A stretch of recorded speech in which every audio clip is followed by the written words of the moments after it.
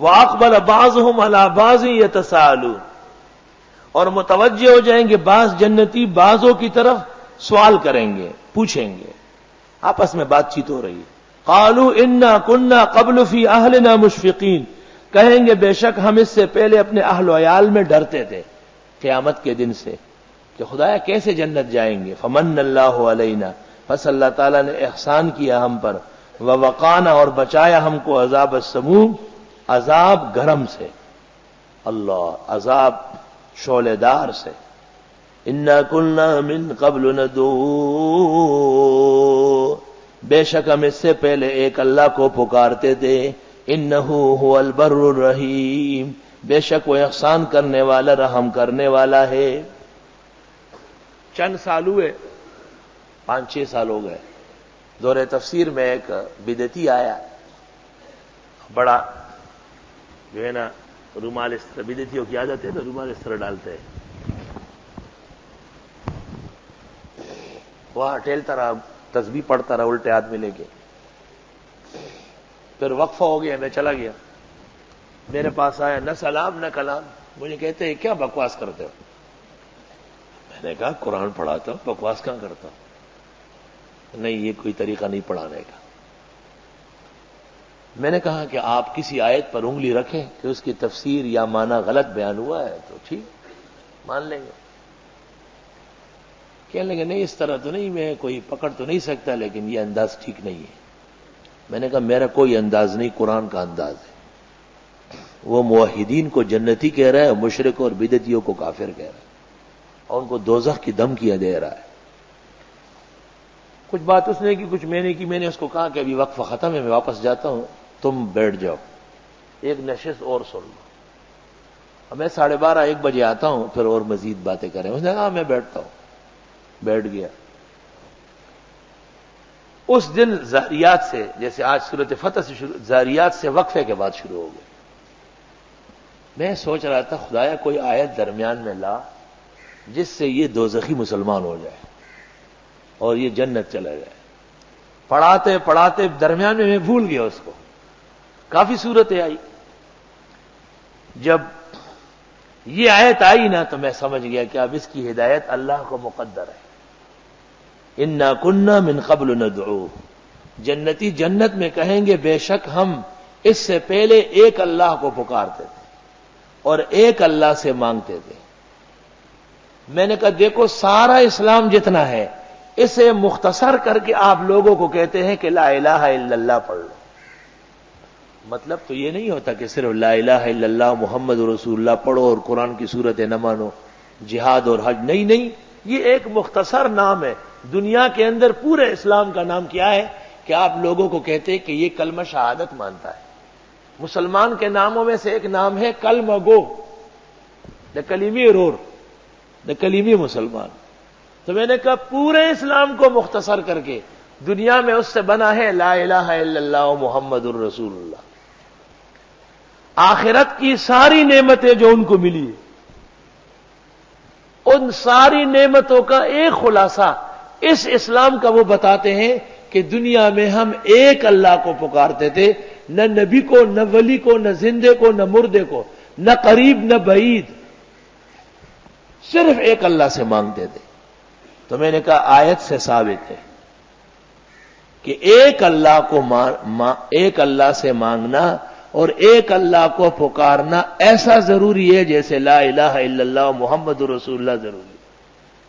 جیسے اس کلمے کے علاوہ اس کے مقابلے میں کوئی کلمہ قابل قبول نہیں، اس طرح اس عقیدے کے مقابلے میں کوئی عقیدہ اللہ کے ہاں قابل قبول نہیں. تو میں نے کہا جیسے یہ کہا جاتا ہے کہ جنت وہ لوگ جائیں گے جو لا الہ الا اللہ محمد الرسول اللہ کا عقیدہ رکھتے ہیں، اس طرح یوں کہا جائے گا کہ جنت میں وہ لوگ ہوں گے جو صرف ایک اللہ سے مانگتے تھے اور تکلیف اور مصیبت میں ایک اللہ کو پکارتے تھے. تو نتیجہ یہ نکلا کہ جو غیر اللہ درگاہ، مزارات، مندروں اور بتوں اور پیروں سے مانگتے ہیں وہ جنت نہیں جائیں گے. قرآن کریم ان کو دوزخی کہہ رہا ہے. اس میں ذرا میں نے اور تفصیل کی کیونکہ سامنے ایک تماشا بیٹھا ہوا تھا. اور میں نے اس پہ کچھ واقعات اور کچھ دیگر آیات بھی پیش کی. اس زمانے کا وہ کیسٹ کہیں ان کے پاس ملتا تھا.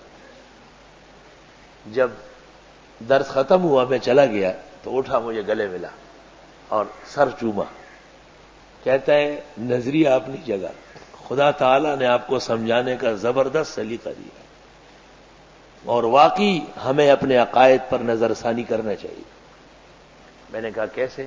کہا یہ بات تو طے شدہ ہے کہ ایک اللہ سے مانگنے والے دیوبندی ہو اور کسی اور کو کسی درجے میں بھی نہیں مانتے ہو نہ پکارتے، اور یہ طے شدہ ہے کہ ہم جن کو بلاتے ہیں اور پکارتے ہیں اور مانگتے ہیں وہ اللہ نہیں ہے.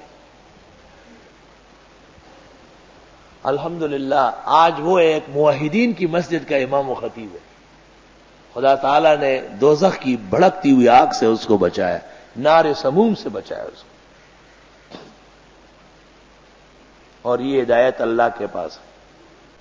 فذکر آپ سمجھاتے رہیں، فما انت بنعمت ربک بکاہن ولا مجنون، آپ نہیں ہے اللہ کے احسان سے کاہن قصہ گو، نجومی اور نہ دیوانے. ام یقولون، آئے یہ کہتے ہیں شاعر، یہ کوئی شاعر ہے، نتربص بہ ریب المنون، ہم انتظار کرتے اس کے بارے میں گردش زمانے کا، ریب المنون موت، کہ بس یہ مر جائے گا دین ختم. قل تربصوا، آپ فرماؤ تم انتظار کرو، فانی معکم من المتربصین، بس بے شک میں بھی تمہارے ساتھ انتظار والوں میں سے ہوں. ام تأمرهم احلامهم بهذا، آیا حکم کرتی ہے ان کی عقلیں ان کو ایسا، ام ہم قوم طاغون، یا یہ لوگ باغی ہیں، ام یقولون تقولا، یا یہ کہتے ہیں پیغمبر نے بنایا، بل لا یؤمنون، بلکہ یہ ایمان نہیں رکھتے.